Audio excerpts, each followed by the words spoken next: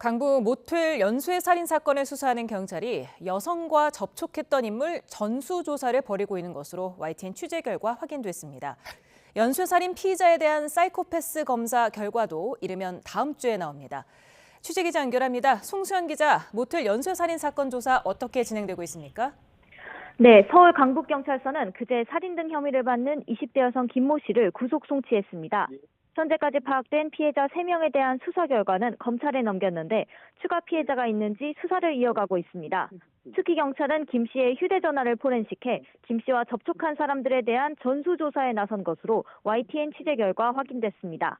경찰은 김 씨와 통화했거나 메시지를 주고받은 기록이 있는 인물들에게 한 명 한 명 연락해보면서 범죄 피해를 받는지를 확인하는 작업을 하고 있다고 설명했습니다.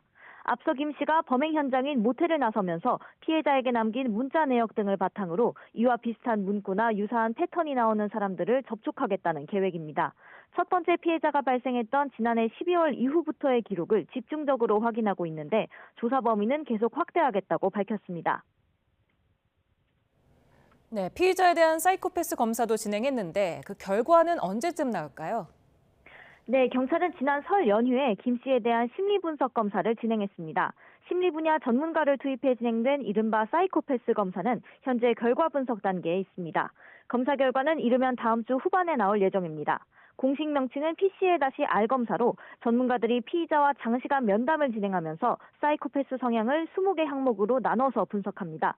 항목당 2점 만점으로 분석해 총 40점 만점에 25점 이상이 나올 경우 사이코패스로 판정합니다.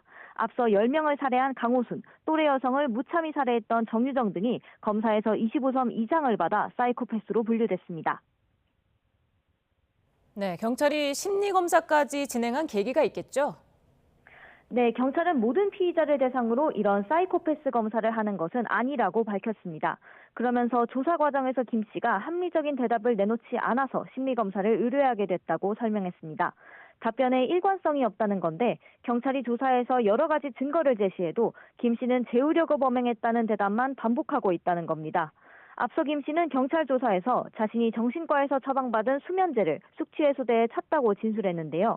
피해 남성들과 의견 충돌이 생겨 상대방을 재우려고 약을 탄 음료를 먹였다는 게 김 씨의 주장입니다. 심리분석 결과가 나오면 정확한 범행 동기에 대한 윤곽이 드러날지 주목됩니다. 지금까지 사회부에서 YTN 송수연입니다.